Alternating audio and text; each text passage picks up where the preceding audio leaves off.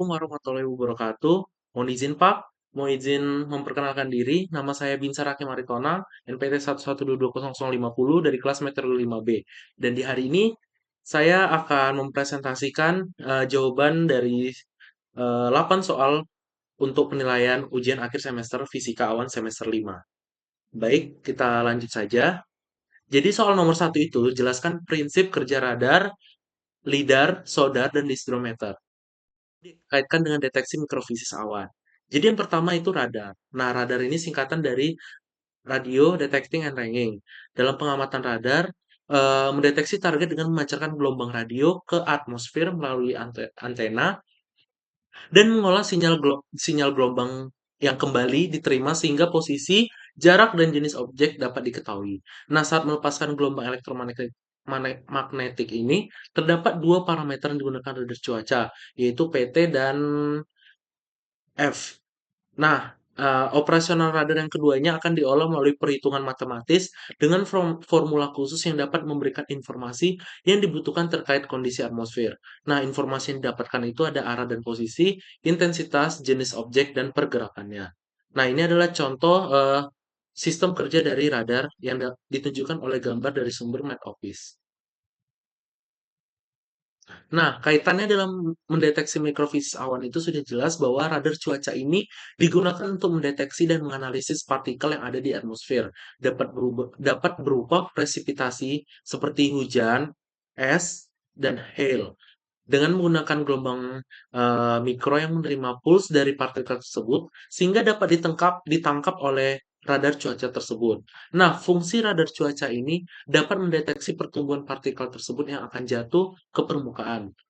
Nah, dengan radar kita dapat menyimpulkan ada tiga, yaitu yang pertama, dengan radar cuaca itu dapat mengidentifikasi jenis partikel. Nah, dengan radar ini kita dapat mengetahui jenis partikel di awan yang tadi seperti disebutkan, yaitu ada air, es, ataupun hail. Nah, informasi ini juga dapat membantu memahami proses kondensasi, pembekuan, dan penggabungan partikel atau coalescence yang terjadi di dalam awan. Nah, lalu yang kedua itu dapat mendeteksi kecepatan jatuhnya partikel. Dengan menggunakan efek Doppler, radar cuaca dapat mendeteksi gerakan vertikal, updraft atau downdraft yang ada di awan. Nah, yang terakhir itu deteksi konsentrasi awan tersebut, yaitu dapat memberikan informasi mengenai jumlah konsentrasi tetes atau droplet yang ada di awan. Baik yang kedua itu lidar. Nah, lidar ini lidar atau light detecting and ranging adalah penginderaan penginderaan jarak jauh yang aktif dikembangkan pada awal 1960-an setelah ditemukannya teknologi laser yang digunakan untuk mengukur jarak. Nah, sebenarnya lidar ini sama dengan radar prinsip kerjanya dan sering digunakan dalam kapal dan pesawat terbang serta sonar. Nah, lidar ini memancarkan gelombang energi untuk mendeteksi dan melacak objek. Lidar ini secara umum adalah sensor memancarkan sinar laser ke target di permukaan bumi, yang kemudian sinar laser tersebut dipantulkan kembali ke sensor, lalu berkas sinar yang kembali kemudian dianalisis untuk mengetahui jarak dari sensor ke posisi objek dan menghasilkan posisi tiga dimensi melalui data posisi dan orientasi dari sensor. Nah, ini adalah contoh dari kerja dari lidar yang ada di pesawat dalam mendeteksi objek yang ada di bawahnya menggunakan sonar. Nah, prinsip kerja dari lidar ini sangat sederhana, yang dimana lidar melakukan penghitungan jarak dengan cara mengeluarkan sinar dari laser transmitter ke suatu permukaan, yang kemudian menghitung berapa lama waktu yang dibutuhkan sinar laser tersebut untuk kembali ke reseptor. Nah, lidar menggunakan rumus sebagai berikut yang ada ditunjukkan pada. Nah, perangkat lidar sendiri menembakkan sinar laser secara cepat ke permukaan bumi. Nah, dapat menembak sekitar 150.000 pulsa laser per detik. Ini ada contoh pada gambar. Nah, perbedaan antara radar dan lidar, jika radar menggunakan gelombang mikro dan sonar, eh, maka lidar menggunakan cahaya yang dipantulkan, yang dapat mengukur jarak dengan lebih cepat, dengan ketepatan yang lebih besar, dan resolusi yang lebih tinggi daripada radar atau sonar. Nah, instrumen leader itu umumnya terdiri dari beberapa komponen, yaitu yang pertama ada pemindai laser, sensor lidar, dan sensor lidar. Nah, agar pengindaran jarak jauh menjadi akurat, terdapat instrumen tambahan untuk pengukuran waktu dan ruang yang harus tepat. Nah, oleh karena itu, sistem lidar juga menggunakan elektronik pencatat waktu, yaitu unit pengukuran inersia atau IMU dan GPS. Lalu yang ketiga ada SODAR. SODAR atau Sonic Detecting and Ranging, yaitu berprinsip sama dengan radar. Namun SODAR ini memancarkan gelombang suara. Nah, pada SODAR ini, jika eh, waktu dan biaya menjadi prioritas, maka sistem SODAR ini dapat dikembangkan untuk berbagai aplikasi menjadi lebih baik. Dan juga eh, citasi dari SODAR ini sendiri sangat sedikit. Jadi cukup sulit untuk mendapatkan pengertian dan prinsip kerja dari SODAR. Lalu yang terakhir itu ada distrometer. Nah, distrometer ini adalah sebuah laser untuk mengamati ukuran, kecepatan, dan jumlah partikel curah hujan dengan menggunakan prinsip deteksi aktif laser, yaitu untuk distribusi ukuran, curah hujan, pantulan radar, dan jenis curah hujan. Dan juga alat ini dapat membedakan gerimis, hujan, salju, hujan es, dan curah hujan campuran. Nah, prinsip kerjanya ini, eh, pemancar memancarkan sinar laser horizontal merah stabil dengan panjang gelombang 650 nanometer. Nah, kecepatan cahaya ini melewati area pengambilan sampel yang dideteksi oleh penerima laser dan diubah menjadi sinyal listrik. Lalu, sinyal tersebut akan diubah menjadi sinyal digital oleh konverter A atau D di penerima. Nah, sering tahap tersebut, hasil dari pengambilan dengan menggunakan alat disrometer ini akan dikirimkan ke PC yang menjadi saluran serial. Nah, kaitannya dengan mikrofisis awan, alat disrometer ini memberikan informasi tentang ukuran mikrofisis tetesan presipitasi yang jatuh ke permukaan bumi. Biasanya terjadi pada saat updraft yang kuat di kondisi atmosfer yang tidak stabil, sehingga saat terjadi downdraft, mengakibatkan partikel hujan turun dan dapat dideteksi oleh alat yaitu disrometer. Nah, soal kedua, yaitu gambarkan dan jelaskan teori elektrifikasi thunderstorm. Oke, jadi thunderstorm itu apa? TS itu adalah ketidakstabilan atmosfer yang menyebabkan udara hangat dan lembab naik dengan cepat ke atmosfer yang lebih dingin. Nah, TS ini ditandai dengan pembentukan awan CB yang besar dan sering diikuti dengan kilat, guntur, hujan deras, dan angin kencang. Nah, teori elektrifikasi thunderstorm itu sendiri adalah kombinasi interaksi partikel awan, arus udara, dan kondisi atmosfer yang menciptakan pemisahan muatan listrik yang besar yang akhirnya menghasilkan petir sebagai pelepasan energi listrik. Nah, teori ini dipelajari karena sebagai cuaca ekstrem. Oke, jadi bagaimana prosesnya? Jadi ada yang kita dapat lihat seperti gambar. Nah, teori konvektif itu dimulai dengan muatan positif yang ditemukan di udara di atas tanah selama cuaca cerah. Ada pada gambar A. Nah, pada gambar B, arus udara ke atas dan awan mulai terbentuk dan muatan positif dibawa ke atas awan, tempat muatan menempel pada partikel awan. Nah, pembawa muatan udara tertarik ke muatan positif bagian atas awan dan membentuk lapisan penyaring atau gerakan tepi awan yang ditunjukkan pada gambar C. Nah, muatan negatif ini akan ke bawah dan ke bagian tengah awan untuk membentuk pusat muatan negatif utama. Nah, medan listrik di tanah menguat karena dekatnya muatan negatif di awan. Objek di tanah mengalami pelepasan corona dan menyemprotkan muatan positif ke udara. Ada pada gambar D. Ini adalah salah satu cara untuk mempercepat proses pengisian. Sumber didapatkan dari Atmo, Arizona. Nah, pada dasarnya, graupel bertabrakan dengan kristal salju yang dihadapkan tetesan air super dingin dan kemudian tergantung pada suhu lingkungan, graupel akan berakhir dengan muatan negatif atau positif dan kristal es berakhir dengan polaritas yang berlawanan. Pada suhu sekitar minus 15, Kristal salju akan berakhir dengan muatan positif dan graupel itu akan menjadi negatif.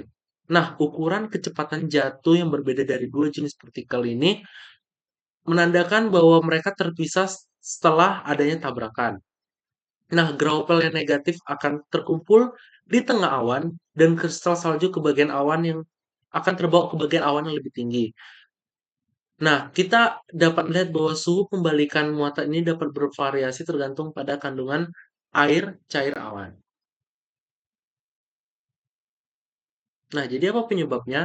Jadi gerakan yang ada di dalam badai dan angin pada tingkat yang lebih tinggi di atmosfer menyebabkan kristal es cair dan muat es kecil yang muatannya positif di bagian atas awan badai menyebar secara horizontal agak jauh dari dasar awan badai. Nah, bagian awan badai ini disebut sebagai landasan. Meskipun ini adalah proses pengisian utama untuk awan badai, beberapa muatan ini dapat mendistribusikan kembali oleh pergerakan udara di dalam badai. Nah, selain itu ada penumpukan muatan positif kecil tapi penting di dekat bagian bawah awan badai.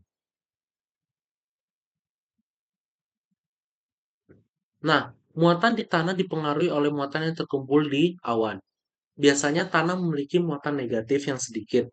Namun ketika badai petir terjadi tepat di atas kepala kita, muatan negatif yang besar di tengah awan badai menolak muatan negatif yang ada di bawah badai. Hal ini menyebabkan tanah dan semua benda, termasuk orang di tanah, tepat di bawah badai menjadi bermuatan positif.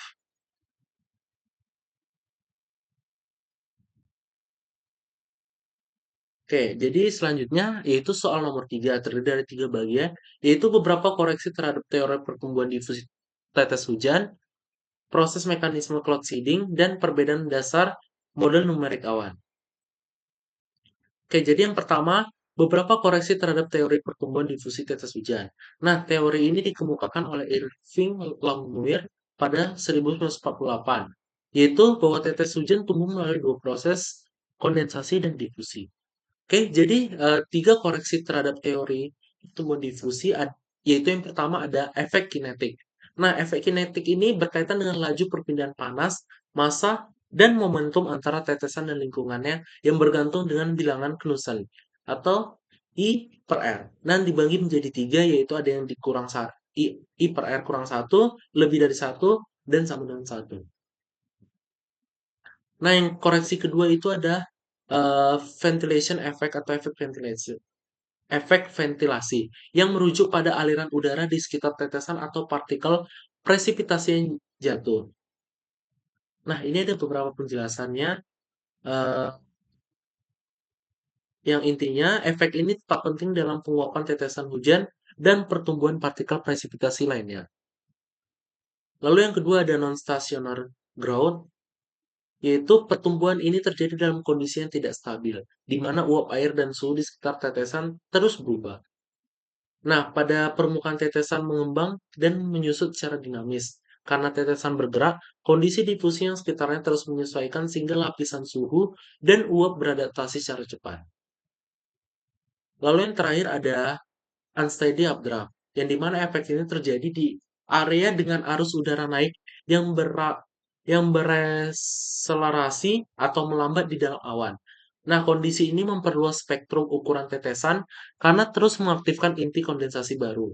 Nah, meskipun udara naik dapat menghasilkan tetesan baru, efek ini hanya memiliki dampak kecil terhadap evolusi ukuran tetesan. Ada yang terakhir lagi yaitu efek statistikal. Nah, efek ini mencerminkan variasi riwayat pertumbuhan setiap tetesan hujan.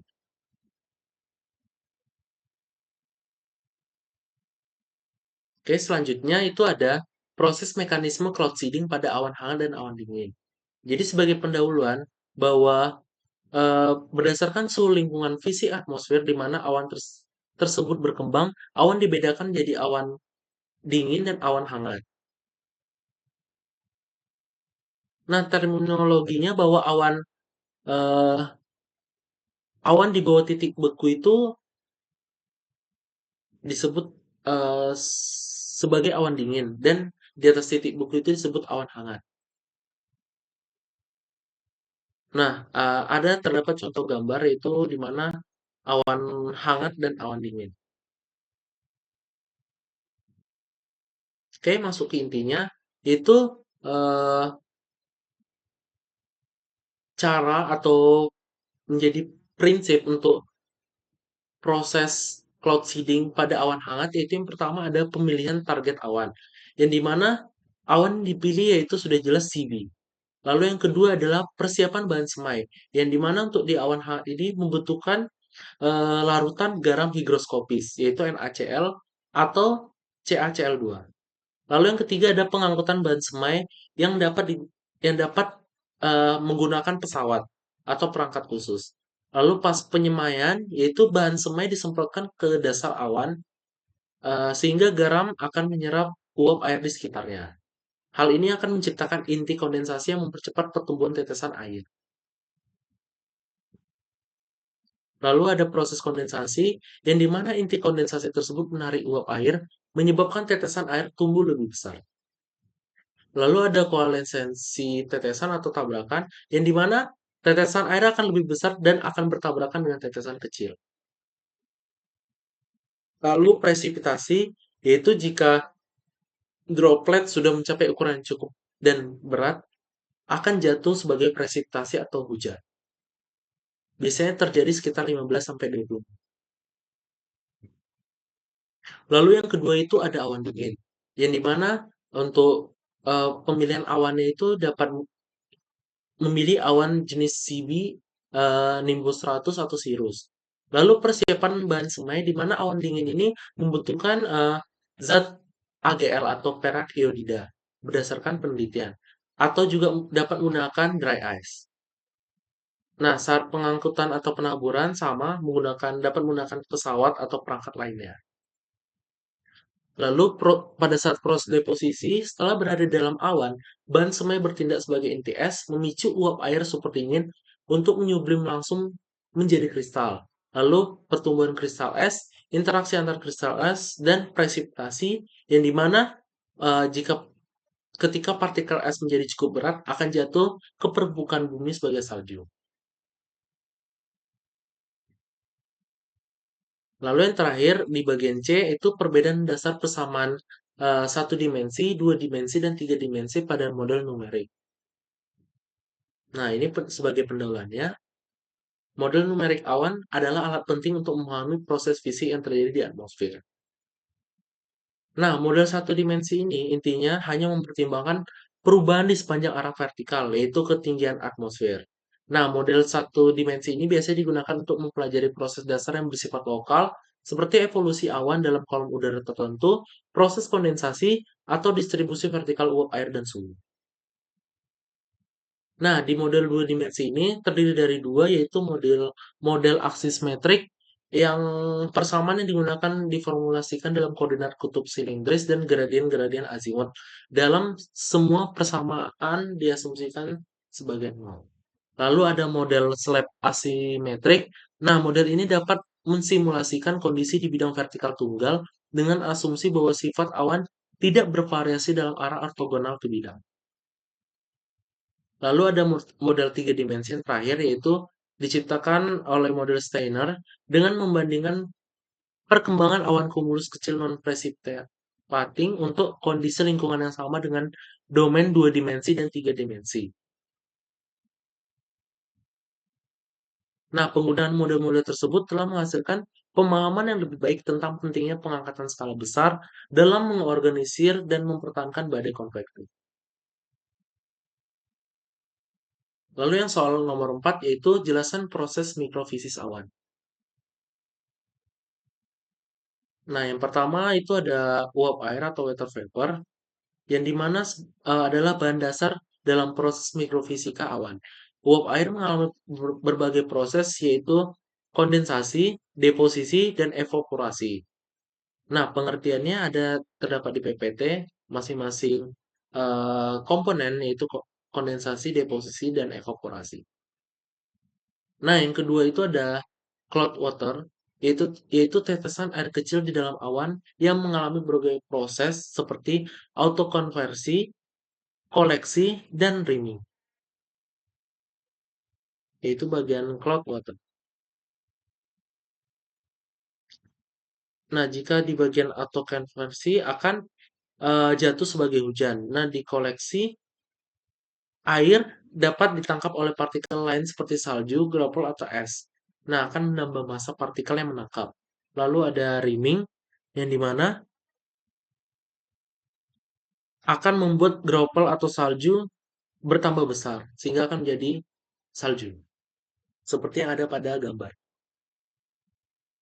Lalu ada es, ada cloud ice, yaitu terbentuk melalui deposisi atau pembukuan air cair, yang juga terlibat dalam koleksi, konversi ke salju, dan deposisi. Dimana jika koleksi, partikel es dapat menangkap uap air, air, air cair, atau partikel es lain. Lalu ada deposisi yang dimana partikel es dapat bertambah massa dan akan berubah menjadi es melalui penambahan langsung uap air. Lalu ada salju atau snow, yang dimana hasil dari partikel es yang tumbuh cukup besar. Nah, mengalami berbagai proses yaitu koleksi, melting, dan deposisi. Lalu ada graupel. Graupel ini adalah partikel es yang lebih besar dan tidak teratur, terbentuk melalui proses dari riming. Nah, graupel ini mengalami beberapa mekanisme, yaitu riming, koleksi, dan melting, lalu ada shading. Lalu yang terakhir itu ada precipitation atau hujan. Nah, hujan ini terbentuk dari tetesan air cair yang cukup besar untuk jatuh ke permukaan. Nah, prosesnya itu ada koleksi dan melting. Lalu yang terakhir ada precipitation fallout. Nah, presipitasi ini adalah hasil akhir dari proses mikrofisika awan dari gambar tersebut. Nah, partikel yang cukup besar, baik dalam bentuk hujan, salju, atau graupel, jatuh ke permukaan bumi akibat kita tahu yaitu gaya gravitasi. Nah, di sini juga ada terdapat interaksi utama dalam proses mikrofisika awan.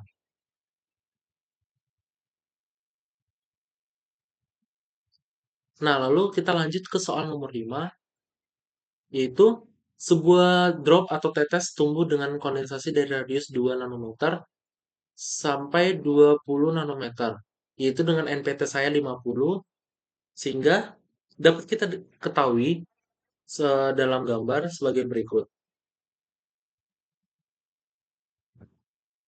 Lalu eh, untuk mencari nilai E-nya, itu dapat kita ketahui dengan rumus berikut,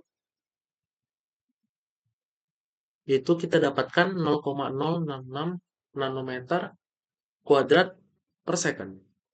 Nah, jadi untuk mencari nilai jenuh ambiennya, yaitu dengan menggunakan rumus ini, dan kita memasukkan E yang dapat dari mencari nilai E sebelumnya, sehingga didapatkan nilai jenuh ambien, yaitu sebesar 100,0,9%.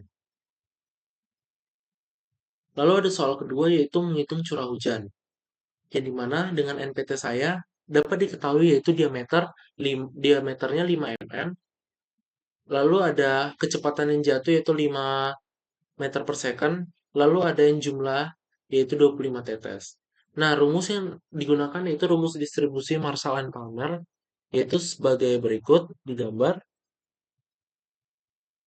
Nah, eh, lalu kita masukkan eh, rumus yang dari diketahui, sehingga kita dapatkan R, yaitu 0,82 kali 10 pangkat min 5 meter per second.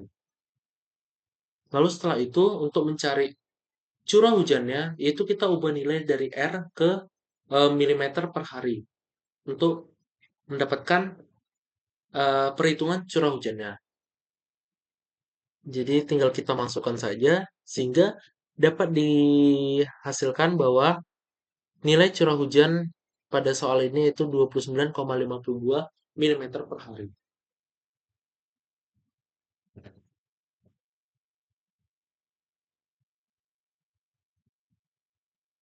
Lalu soal berikutnya, yaitu diketahui baru bahwa H 2,5 kilometer, baru LWC 0,5 dan diubah ke eh, kilogram meter kubik. Lalu R0 ada 0,15 milimeter. Nah, yang ditanya itu yaitu RF dan RF dikondensasi, T dan RF diopter. Nah, dengan menggunakan persamaan pertumbuhan kontinu akibat pengumpulan tetes awan, yaitu rumus berikut. Dan didapatkan dengan penyederhanaan dapatkan rumus berikut. Lalu dengan menggunakan integral, kita dapatkan rumus ini. Lalu dengan mencari nilai ketebalan awan, kita masukkan dan dapatkan seperti ini. Lalu tinggal disubstitusikan aja bahwa RF kurang 0,150 kali 10 pangkat min 3 meter sama dengan 0,5 kali 10 pangkat min 3 kali 2,5 per 4 kali 10 pangkat 3. Tinggal dicoret saja, lalu kita dapatkan hasil RF yaitu 0,46 mm. Lalu yang untuk B, yaitu waktu yang dibutuhkan tetes untuk jatuh melalui awan dengan asumsi terminal velocity tetes K3R, di mana K3 yaitu sebagai berikut. Yaitu dengan menggunakan rumus persamaan pertumbuhan kontinu akibat pengumpulan tetes awan, kita substitusikan dengan memasukkan nilai yang diketahui. Lalu dari sini kita dapatkan nilai T, waktunya itu 1203,97 S yang dapat dikonversikan, yaitu berarti waktu yang dapat dipahami yaitu sebagai 20 menit 66 detik.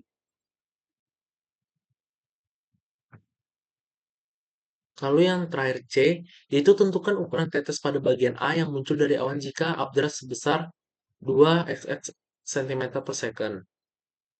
Yaitu berarti 25 cm per S. Nah, dengan menggunakan rumus ini, kita integralkan kedua sisi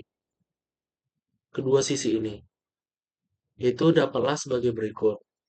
Lalu mencari nilai UR, yaitu K3 kali R0, didapatkan hasil 1,2 meter per second. Lalu tinggal disubstitusikan aja, yaitu RF kurang 0,150 kali 10 pangkat min 3, yaitu berarti eh, jari-jarinya. Lalu dengan melalui perhitungan, tinggal dicoret karena sama satuannya, lalu didapatkanlah RF-nya 0,544 mm. Ini adalah RF updraft-nya. Nah, soal yang terakhir yaitu eh, ada 3 juga, yaitu yang pertama ukuran dari tetes di puncak lintasan. Lalu ukuran dari tetes ketika meninggalkan awan, dan waktu yang tersisa bagi droplet di awan jika sebuah tetes berdiameter sebagai berikut. Nah, kita dapat diketahui bahwa R yaitu 0,5 sesuai nomor NPT, dan LWC yaitu 1,5 dan diubah menjadi kilogram meter per meter kubik. Nah, dengan U yaitu 5 meter per second yang menandakan bahwa sesuai tabel Roger 8,1 yaitu kecepatannya digunakan 2,06 meter per second.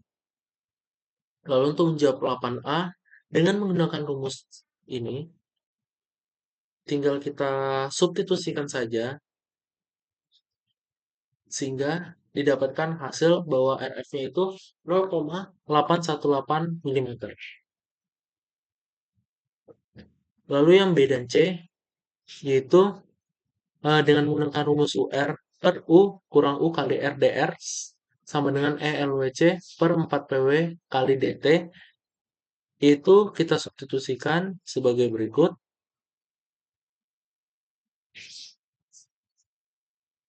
Dan didapatkan hasil RF yaitu 1,631 mF. Lalu untuk yang C, eh, dengan menggunakan rumus yang mirip, kita tinggal mensubstitusikan hasil yang sebelumnya, yaitu di mana ln 1,631 kurang ln 0,5 mm, yaitu sama dengan angka sebagai berikut, yang di mana hasil ln 3,262 itu yaitu 1,182. Dan ini kita pindah ruas menjadi T 1,182 per 3 kali 10 pangkat 3. Yang dimana dapatkan waktunya itu yaitu 394 sekon, atau biar mudah dikonversikan jadi 6 menit 57 detik. Jadi berikut adalah eh, jawaban dari UAS Fisika Awan semester 5. Mohon maaf apabila ada kesalahan kekurangan. Terima kasih.